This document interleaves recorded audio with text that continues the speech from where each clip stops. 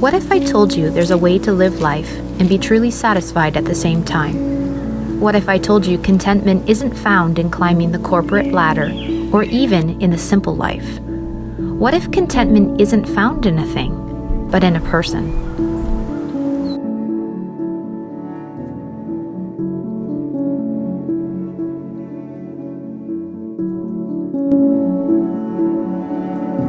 In John 14, verse 6, it says, Jesus saith unto him, I am the way, the truth, and the life. No man cometh unto the Father but by me. Our culture tries so hard to keep us distracted, away from our families, and consuming more than we need. But does more stuff really satisfy?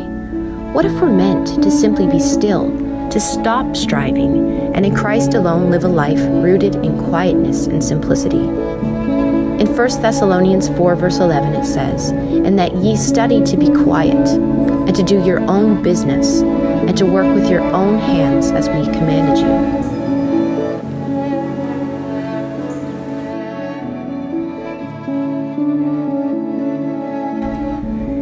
Fulfillment isn't found in living the slow life. It isn't even found in owning less. These may be good and right ways to conduct ourselves, but when we stop there, we're missing the mark. Contentment and satisfaction can only and will only come when we have been born again in Jesus Christ. He makes us new creatures with new desires that desire to live our lives to His glory. As the Puritan Jeremiah Burroughs once said, contentment is an inner heart thing. It is the work of the Spirit indoors.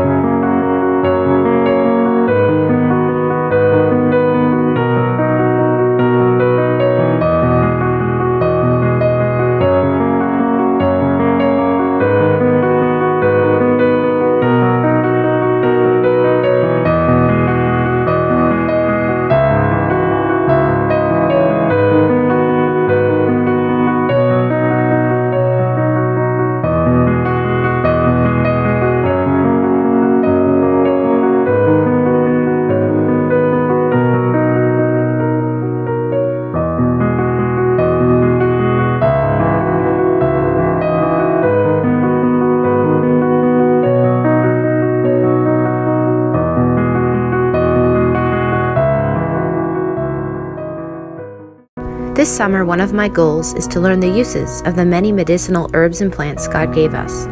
I'll be learning how to use them in the order that I noticed them growing on our property. This week, we're using wild violets to make tea, jelly, and salve. We also are starting a dandelion tincture as well. If this sort of thing interests you, I hope to share photos and recipes over at aseasonalabode.com. Until next time, friends, Megan.